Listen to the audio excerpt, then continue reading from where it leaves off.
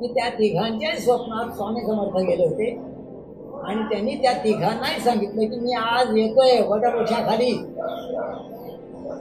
आणि ते त्यांनी सांगून स्वतः स्वामी समर्थांनी स्वतःचं रूप बदललं आणि ह्या महाराजांचं स्वरूप दाखवलं.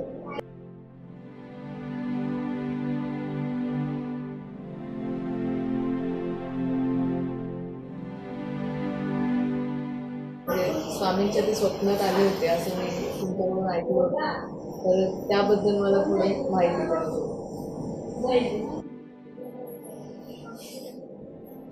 3 जुलै 1989 त्या दिवशी रात्रीचे 2 वाजलेले आहेत. कळला स्वामी सुमंत महाराज जे महाराज आहेत अवधूत महाराज, तर त्यांच्या स्वप्नात स्वामी समर्थ गेले. त्यांनी त्यांना सांगितलं, उठ, दंड घे, कमंडलू घे, खिशात 1 रुपया सुद्धा घेऊ नकोस आणि रस्त्याने पाणी सुद्धा पिऊ नकोस. अक्कलकोटला ये, याची वृत्तीने अक्कलकोटला ये अशी त्यांना आज्ञा झाली. त्यांच्याकडे स्वामींची मूर्ती आहे, त्यांनी स्वतः मूर्ती बनवलेली आहे. त्याची त्यांनी पहिल्यांदा स्वतः स्नान केलं, पूजा केली, पूर्ण दंड घेतला, कमंडलू घेतला, खिशात 1 रुपया सुद्धा घेतला नाही आणि अक्कलकोटपर्यंत जाईपर्यंत पाणीसुद्धा मागणार नाही असं स्वामी समर्थांना त्या मूर्तीला सांगितलं आणि त्यांनी प्रस्थान ठेवलं. ते जे इथे निघाले 4 तारखेला सकाळी 4 वाजता, ते 9 तारखेला 9 वाजता अक्कलकोटला पोहोचले. ते अक्कलकोटला पोहोचले, ते वटवृक्षाखाली पोहोचले. तिथे एक शिळा होती, त्या शिळेवर जाऊन ते बसले. त्या शिळेवर जाऊन बसले तर समोरनं 3 व्यक्ती आल्या आणि त्यांनी त्यांची आरती घेतली. त्यावेळेला हे स्वप्नात ते स्वामी स्वतः सुमंत आश्रमजी महाराज यांच्या मनात विचार आला की अरे मी तर कोणाला सांगितलं नव्हतं, मग ह्यांना पहिलं सांगितलं कोणी, हा त्यांच्या मनात विचार आला. आणि हे माझी आरती का ओळखली, हे 2 प्रश्न त्यांच्या मनात. आता ते 3 जण कोण होते ते समजून घ्या. चोळप्पाच्या घरी स्वामींची समाधी आहे. चोळप्पाच्या नातवाचा नातू होता श्रीपाद भट म्हणून. तर ते जे होते ते यांची आरती ओळखतात. त्या काळात ते स्वामींच्या समाधीची आरती पूजा करत असत. दुसरे होते ते मोहन पुजारी म्हणून. ते स्वामींनी जिथे देह जोडला त्या वटवृक्षाखाली त्या जागेची पूजा करत असत. आणि तिसरे होते ते बाळप्पा म्हणून जे भक्त होते, त्यांच्याकडे महाराजांनी दिलेल्या गळ्यातल्या रुद्राक्ष, पायातल्या खडावा आणि छाटी होती, त्याची पूजा करणारे राजाभाऊ कुलकर्णी नावाचे ग्रस्त होते. हे 3 ग्रस्त अक्कलकोटमध्ये 3 मुख्य मठ आणि 3 मुख्य पुजारी या महाराजांची आरती घेत होते.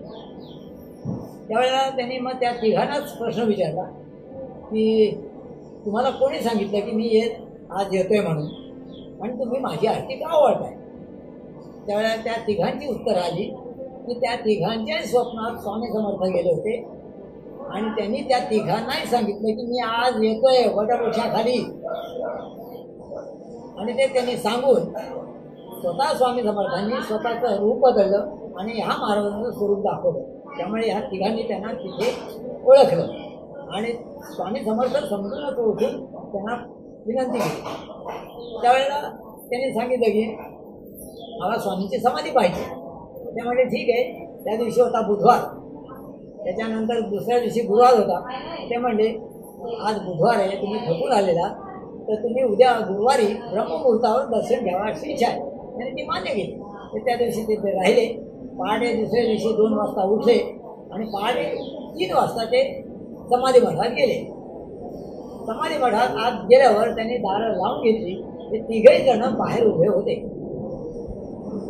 3घे जण हे बाहेर उभे राहिले आणि त्यांनी तिथे गेल्यावर त्यांनी त्यांची ध्यान लागलं.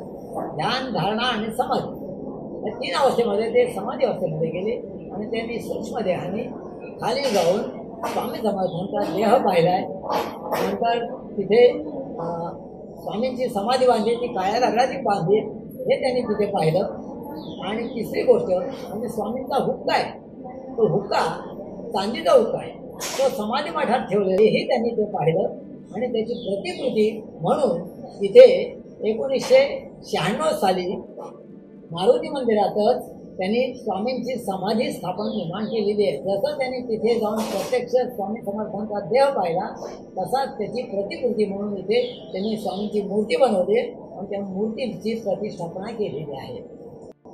त्या 10 एकर जमिनीमध्ये या महाराजांनी सुरुवात केली. अर्थात सुरुवात 20 गुंठ्यापासून झाली होती. मारुती मंदिर ते दत्त मंदिर एवढीच आमची जागा होती. नंतर काही भक्तांनी जागा दान देत गेले आणि हे वस्तू वाढत गेले. त्यांनी मग पूर्व पंचायतान बांधलं. त्याच्यानंतर मारुती मंदिरानंतर दुसरं मंदिर झालं, ते पादुका मंदिर झालं. त्याच्यानंतर तिसरं मंदिर झालं, ते दत्त मंदिर झालं. चौथं मंदिर झालं, ते सूर्य मंदिर बांधलं. सूर्य मंदिर बांधत असताना तिथे देवी होती, ती प्रगट झाली. तिने त्यांना दर्शन दिलं स्वप्नामध्ये आणि तिनं सांगितलं मी इथे मला बाहेर काढ. अशा रीतीने ते देवीचं स्थान निर्माण झालं. तिथे देवीच्या स्थानामध्ये तिथे 3.5 शक्तिपीठ आहेत आणि 52 शक्तिपीठ आहेत. ती सगळी तिथे निर्मिती केली त्यांनी त्या देवीच्या पीठामध्ये. अशा रीतीने हे या मंदिराची स्थापना अधिकाधिक होत गेली आणि आता 16 दत्तावतार तिथे स्थापन केलेले एक मोठं मंदिर बांधलेलं आहे. ते म्हणजे बाळप्पांचं जे गुरु मंदिर आहे त्याचं प्रतीक आहे. स्वामींनी इथे 800 मूर्ती स्थापित केलेल्या आहेत. 10 इंची काही मूर्ती आहेत, 20 इंची आहेत आणि 30 इंची मूर्ती आहेत.